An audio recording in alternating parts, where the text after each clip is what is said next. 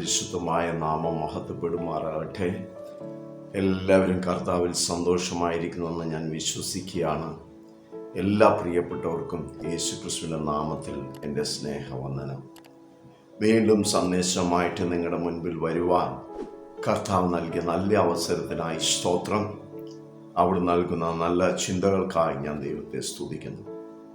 ഇന്ന് നാം ചിന്തിക്കാൻ പോകുന്ന വിഷയം എന്ന് പറയുന്നത് വേദപുസ്തകത്തിൻ്റെ ഏറ്റവും പ്രധാനപ്പെട്ട ചിന്തയാകുന്ന കുടുംബം എന്ന വിഷയത്തെക്കുറിച്ചാണ്. ഭൂമിയിൽ ദൈവം സ്ഥാപിച്ചതും ഭൂമിയിൽ ദൈവം മനുഷ്യനായി അവതരിച്ചപ്പോൾ പങ്കെടുത്തതും ഒരു വിവാഹ ജീവിതത്തോടുള്ള ബന്ധത്തിൽ കുടുംബത്തിലാണ്. ദൈവത്തിന് സ്തോത്രം. നമുക്ക് ചിന്തിക്കാം. ഒന്നാമതായിട്ട് ദൈവം മനുഷ്യനായി സൃഷ്ടിച്ചെടുത്ത കുടുംബം. രണ്ടാമതായിട്ട് ദൈവം മനുഷ്യരിലൂടെ ദൈവത്തിനായി സൃഷ്ടിച്ചെടുത്ത കുടുംബം. ഈ രണ്ട് കുടുംബം ഭൂമിയിൽ നമുക്ക് കാണുവാനായിട്ട് കഴിയും. ഇന്ന് പകൽക്കാലം നമുക്ക് കുടുംബത്തെക്കുറിച്ച് ചിന്തിക്കാം. ഒന്നാമത് ദൈവം മനുഷ്യനായി ഈ ഭൂമിയിൽ സൃഷ്ടിച്ച കുടുംബമാണ് ഉൽപ്പത്തി പുസ്തകത്തിൽ നാം കാണുന്ന കുടുംബം. വേദപുസ്തകം വായിച്ചിട്ടുള്ളവർക്കറിയാം, ആദാമും ഹവ്വയും ആദ്യത്തെ കുടുംബം. അവരെ കുടുംബജീവിതത്തിലൂടെ ചേർക്കുന്നത് കർത്താവ് തന്നെയാണ്. ഏദൻ തോട്ടത്തിൽ ദൈവമായവൻ പിതൃപുതൃ പരിശുദ്ധാത്മാവാം ദൈവം ഇറങ്ങി വന്ന ആ ഇരു ദമ്പതികളെ, ഇരു ആത്മാക്കളെ ഒന്നിച്ചാക്കി കുടുംബജീവിതത്തിൽ പ്രവേശിപ്പിച്ചു. അതിനാധാരമായിട്ട് ഉൽപ്പത്തി പുസ്തകം 2-ാം അധ്യായം 18-ാം വാക്യം. ആ വാക്യം ഇങ്ങനെയാണ്: അനന്തരം യഹോവയായ ദൈവം മനുഷ്യനേകനായിരിക്കുന്നത് നന്നല്ല, ഞാൻ അവന് തക്കതായ തുണ ഉണ്ടാക്കി കൊടുക്കും എന്ന് അരുളിച്ചെയ്തു. ദൈവത്തിന് സ്തോത്രം. മനുഷ്യന്റെ ഏകാന്തത മാറ്റുവാൻ മനുഷ്യന് വേണ്ടി ദൈവം ഭൂമിയിൽ സൃഷ്ടിച്ച കുടുംബം, അതാണ് ഏദൻ തോട്ടത്തിൽ നാം കാണുന്നത്. ആ കുടുംബനാഥന്റെ പേര് ആദാം, കുടുംബനാഥയുടെ പേര് ഹവ്വ. വേദപുസ്തകം വായിക്കുന്നവർക്ക്, ബൈബിൾ വായിക്കുന്നവർക്കറിയാം ഈ കുടുംബം ദൈവം സൃഷ്ടിച്ച കുടുംബം. അനേക സന്താനങ്ങൾ ആ കുടുംബത്തിൽ ഉണ്ടായെങ്കിലും പ്രധാനപ്പെട്ട 2 കഥാപാത്രങ്ങളെ ആ കുടുംബജീവിതത്തിലൂടെ ദൈവം ബൈബിളിലൂടെ പരിചയപ്പെടുത്തുകയാണ്. നമുക്കറിയാമത് കയീനും ഹാബേലും. ദൈവത്തിന് സ്തോത്രം. പിന്നീട് അനേക തലമുറകളുണ്ടായി. മനുഷ്യന്റെ ഏകാന്തത മാറ്റുവാൻ, മനുഷ്യന് എല്ലാ കാര്യം തുറന്നു പറയുവാൻ തക്കതായ തുണ ഒരുക്കി കൊടുത്ത ദൈവം കുടുംബജീവിതത്തെ സ്നേഹിക്കുന്നു, കുടുംബജീവിതത്തെ അംഗീകരിക്കുന്നു, കുടുംബജീവിതത്തിൽ കർത്താവ് സന്തോഷിക്കുന്നു. ദൈവത്തിന് സ്തോത്രം. പിതാവും മാതാവും മക്കളും അടങ്ങിയ കുടുംബജീവിതം അതൊരു അനുഗ്രഹമാണ് പ്രിയരെ. ഭർത്താവിന് എല്ലാം തുറന്നു പറയുവാൻ നല്ല ഭാര്യയ്ക്ക് എല്ലാം തുറന്നു പറയുവാൻ സ്നേഹനിധിയായ ഭർത്താവ്, ഭാര്യയും ഭർത്താവും എല്ലാ കാര്യങ്ങളും തുറന്നു പറയുവാൻ അനുഗ്രഹീതരായ മക്കൾ. ഇതാണ് ദൈവം വിവക്ഷിക്കുന്ന കുടുംബം, ദൈവം ആഗ്രഹിക്കുന്ന കുടുംബം. ദൈവത്തിന് സ്തോത്രം. ഭൂമിയിൽ അങ്ങനെ ദൈവം കുടുംബത്തെ ഉണ്ടാക്കി. ദൈവത്തിന് സ്തോത്രം. കുടുംബജീവിതം പ്രിയപ്പെട്ടവരെ ധന്യമായി തീരണമെങ്കിൽ ആ കുടുംബത്തിൽ ഒന്നാമത് ദൈവത്തിന് പ്രഥമസ്ഥാനം കൊടുക്കണം. ഭാര്യയും ഭർത്താവും കൂടെ ഒരു കാര്യം തീരുമാനിക്കുമ്പോൾ ദൈവത്തെ കൂടെ അതിനകത്ത് ഇൻവോൾവ് ചെയ്യിക്കണം. ദൈവത്തോട് ഒരു ആലോചന ചോദിക്കണം. എങ്കിൽ ഇന്ന് പകൽക്കാലം ഞാൻ പറയട്ടെ, ആ കുടുംബജീവിതം ധന്യമായി തീരും. അതിനകത്ത് സമാധാനം ഉണ്ടാകും.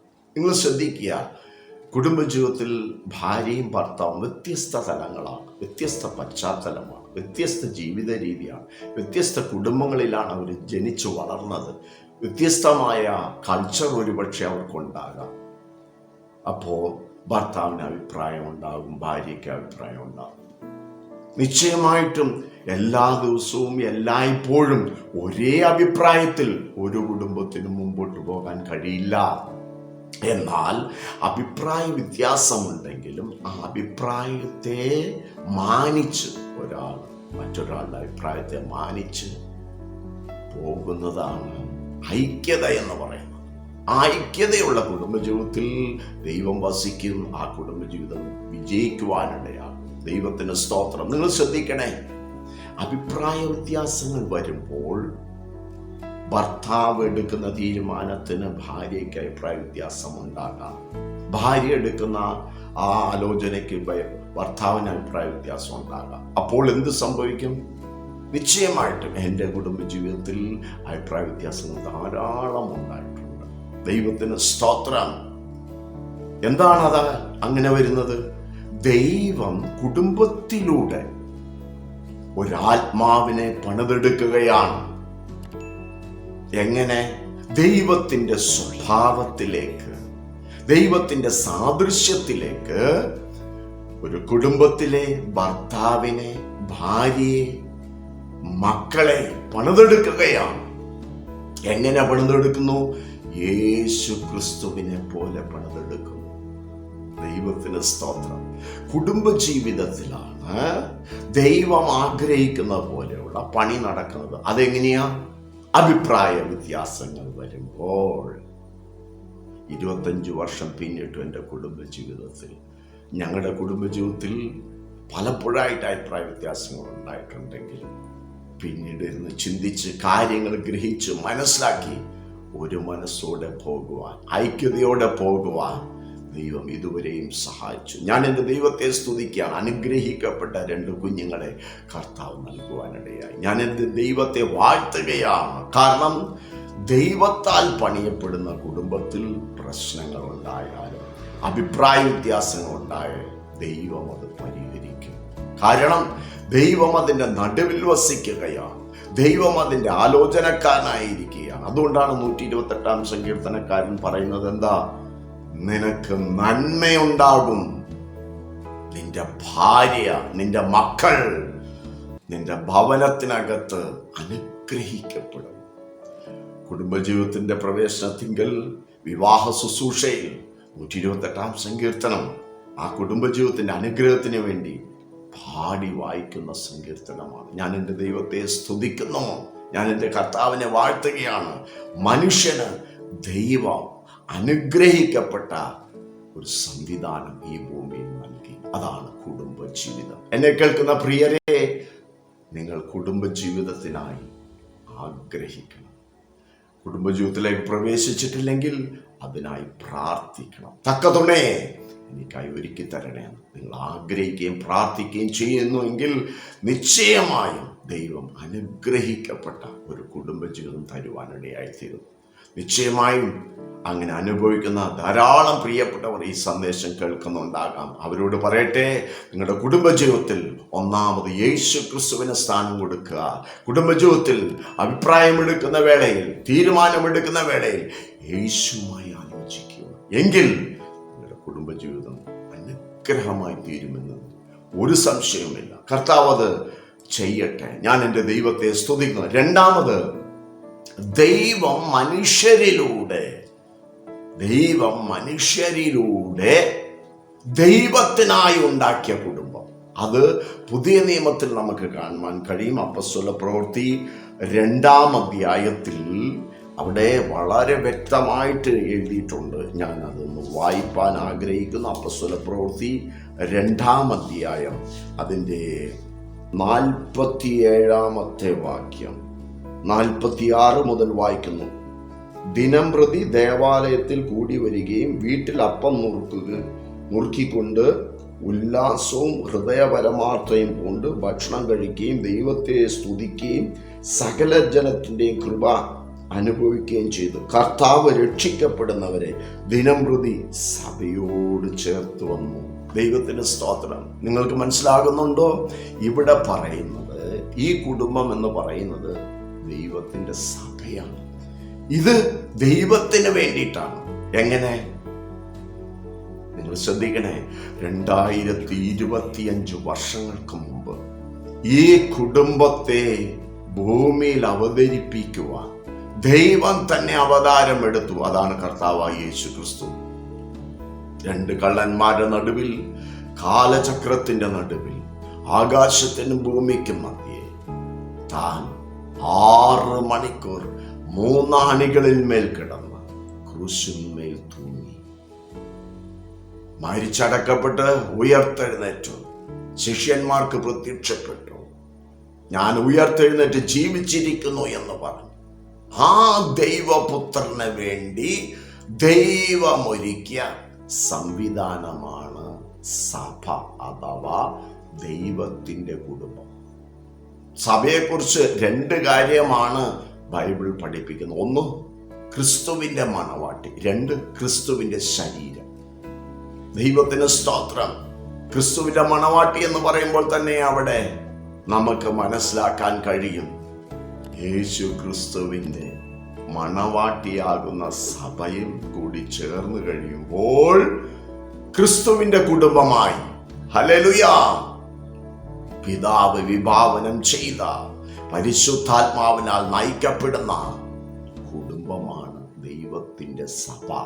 പിതാവായ ദൈവവും പുത്രനായ യേശു ക്രിസ്തു, അവന്റെ രക്തത്താൽ വീണ്ടെടുക്കപ്പെട്ട ദൈവജനം ഒന്നിച്ചുകൂടിയിരുന്ന പരിശുദ്ധാത്മാവിനാൽ പണിയപ്പെടുന്നതാണ് ദൈവത്തിന്റെ സഭ. അതിനകത്ത് ജാതിയില്ല, മതമില്ല, കുലമില്ല, ഗോത്രമില്ല, കറുത്തവനെന്നില്ല, വെളുത്തവനെന്നില്ല, പണ്ഡിതനെന്നില്ല, പാമരനെന്നില്ല. ഭൂമിയിലുള്ള സകല ജാതികളും ഗോത്രങ്ങളും കിട്ടുന്ന സമയത്തെല്ലാം കൂടി വന്നിരുന്ന് ഹല്ലേലൂയ, ദൈവത്തിന് മഹത്വം എന്ന് പാടി സ്തുതിച്ചുകൊണ്ട് ഈ ഭൂമിയിൽ യേശു ക്രിസ്തുവിന്റെ വരവോളം കൊണ്ടുപോകുന്ന ഒരു കൂട്ടായ്മ സംവിധാനമാണ് ദൈവത്തിന്റെ കുടുംബമാകുന്ന ദൈവത്തിന്റെ സഭ. ദൈവത്തിന്റെ പരിശുദ്ധാത്മാവ് അതിനകത്ത് ഉല്ലസിച്ചുകൊണ്ടിരിക്കുകയാണ്, പരിവർത്തിച്ചുകൊണ്ടിരിക്കുകയാണ്, വിവിധ വീര്യപ്രവൃത്തികൾ നടത്തിക്കൊണ്ടിരിക്കുകയാണ്. കർത്താവായ യേശു ക്രിസ്തു അതിന്റെ നടുവിൽ രാജാതി രാജാവും കർത്താതി കർത്താവുമായി നീതിയും ന്യായവും നടത്തിക്കൊണ്ടിരിക്കുകയാണ്. ഇത് കാണുമ്പോൾ സ്വർഗത്തിലെ പിതാവായ ദൈവം സന്തോഷിക്കുകയാണ്. നോക്കു പ്രിയരെ, ദൈവവും പുത്രനും പരിശുദ്ധാത്മാവും അവനാൽ വീണ്ടെടുക്കപ്പെട്ട ദൈവജനവും വിശുദ്ധന്മാരും സമ്മേളിക്കുന്ന, ഞാൻ എൻ്റെ ദൈവത്തെ സ്തുതിക്കുകയാണ്. പിതാവും പുത്രനും പരിശുദ്ധാത്മാവുമാവുന്ന ത്രിയേക ദൈവവും വിശുദ്ധന്മാരും, വീണ്ടെടുക്കപ്പെട്ട വിശുദ്ധന്മാരും സമ്മേളിക്കുന്ന ഭവനം സഭ. അതാണ് ദൈവത്തിന്റെ ഭൂമിയിലുള്ള കുടുംബം. എന്നെ കേൾക്കുന്ന പ്രിയരെ, ഈ കുടുംബത്തിൽ അംഗമാകാൻ നിങ്ങൾക്ക് ആഗ്രഹമുണ്ടോ? വേറൊന്നും ചെയ്യണ്ട, മെഴുതിരി കത്തിക്കണ്ട, മല കയറണ്ട, യാതൊരു പരിപാടിയും ചെയ്യണ്ട. അതെല്ലാം ഭൂമിയിൽ മനുഷ്യൻ കണ്ടുപിടിച്ച പരിപാടികളാ. ഈ പരിപാടി ഒന്നും വേണ്ട.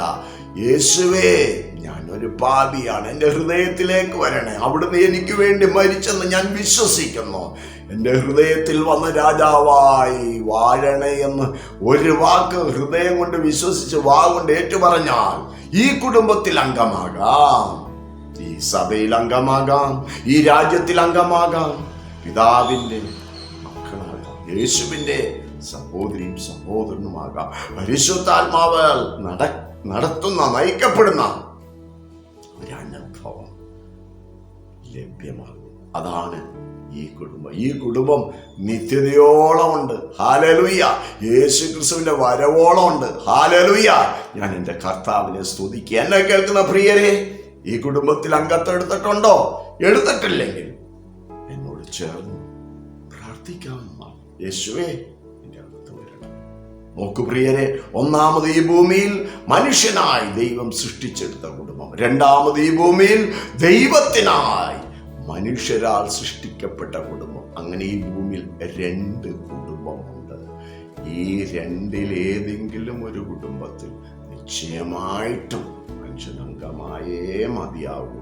ഈ കുടുംബത്തിൽ അംഗമാകുവാൻ ദൈവം നിങ്ങളെ സഹായിക്കട്ടെ എന്ന് പ്രാർത്ഥിച്ചുകൊണ്ട് നമുക്കൊരു വാക്ക് പ്രാർത്ഥിക്കാം. സ്നേഹപിതാവേ, നല്ല നിമിഷങ്ങൾക്ക് നന്ദി.